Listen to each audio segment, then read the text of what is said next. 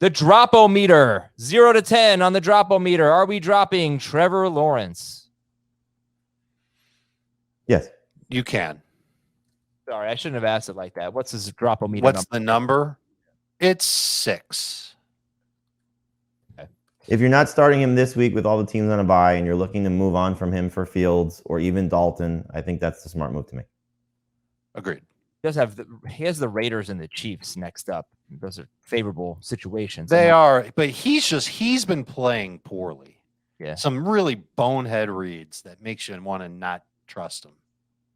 Okay. Eno Benjamin, 0 to 10. 2. I would hold him through the middle of the week, especially if you're not trying to do a running back for running back situation. So if you want to drop him for Drake, I get it. If you are just looking to speculate on someone, I would probably wait. But if James Conner returns after what lack of production they got last week, I'm going to guess Conner gets back in as the lead running back for the Cardinals.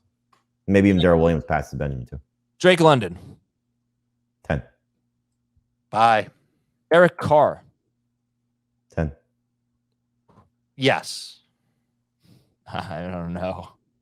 Why not? What don't you know about Derek Carr? He has 3 or 4? I think he has 3 games with more than 20 fantasy points.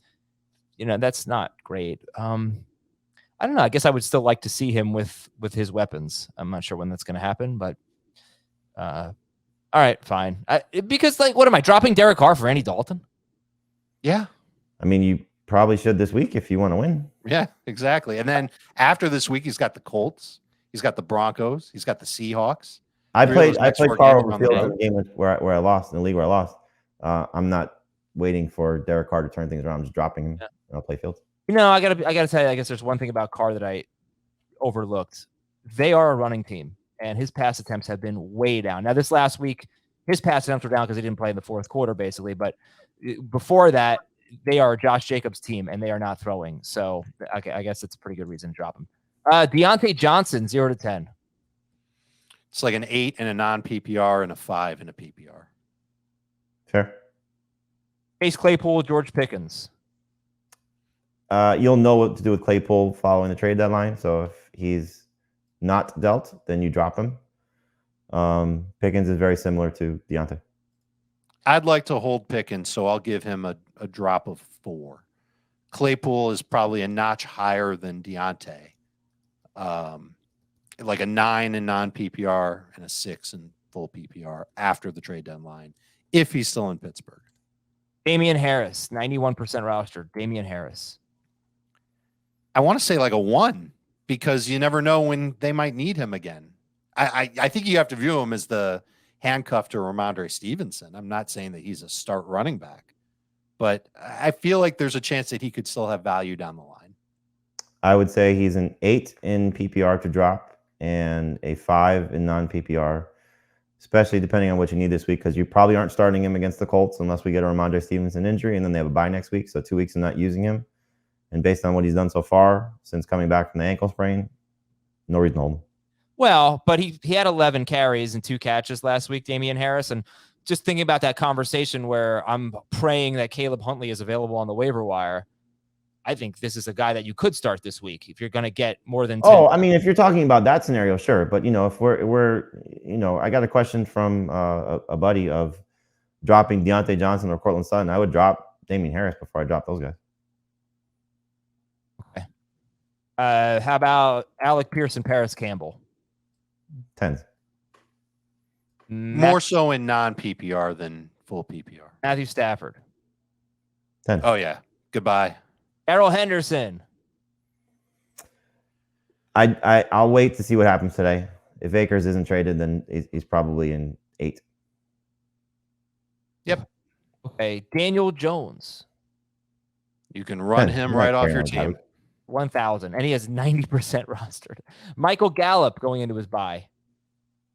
You'll see him get dropped in a bunch of leagues, and I think it's warranted. I'll give him a 7.5. What do you have, 6 catches last week? As Dak looked a little better? Should have had a touchdown. Dak missed him on a throw. Right. He had an almost touchdown. He had 6 targets. 6 targets. I'd hold him. Wan'Dale Robinson. I'd hold him. I'd want to hold him. I'll put him at a 5. I don't know. He's I tiny don't, enough that you can probably pick him up and hold him. I didn't say this on FFT. I said this on the podcast yesterday. The Cowboys have 8 games left after the bye, not including week 18, I think. Right? They've played 8 games. Yeah. So only 2 of their last 8 opponents, and actually 2 of their last 9 opponents, if you want to go to week 18, are higher than 20th in scoring. They've got so many teams that they can really defensively just shut down. And it just makes you wonder if Dak Prescott's ever going to throw. How many times are you going to throw 30 passes? Right? They're going to be, and that's just I mean, what did the Bears just score? 29 points? Yeah, something like 20. Yeah, I think it was 49-29, and Dak, Dak didn't throw 20 passes in this game. He threw 27. So he didn't throw 30. That's right. He threw 27. So if take away the Micah Parsons touchdown there, which was fluky, it's a closer game. So maybe he's throwing the ball a little bit more. Maybe, but 29-42. Nobody I don't think the Bears that do that. changes it. So to your point about what the opposing teams look like right now. That's true, but I'm just saying they're one of the best defensive teams in football. They have the 6th fewest pass attempts in the NFL, I believe. So it's not the Dallas offense that we're used to seeing, and they have a very easy schedule going forward. So you're saying you're dropping Dak? No, but I think it's he's going to have to be very efficient if they continue with this strategy, which I don't see. I don't know that they'll get away from it. They did this. I'm sorry, this is a waiver wire show, and we were already at an hour, but we've covered most of it. They did this for 4 weeks at the beginning of last year where they just ran. They played good defense. And then lo and behold, they went back to opening it up for Dak Prescott. But if the Cowboys continue to be this run heavy, this low pass volume, and this good defensively, it is not going to be the Dak Prescott that you're used to seeing. That's all I'm saying. I think the thing would be is you want to see them get to 35 attempts. They're not going to be a 40-plus pass attempt team. But if they can get to the 35 attempt range, which I think is probably where they need to be if they want to be a Super Bowl contender, because this is typically not the formula for winning in the postseason. This is the formula for winning in the regular season. They need to open up things a little bit.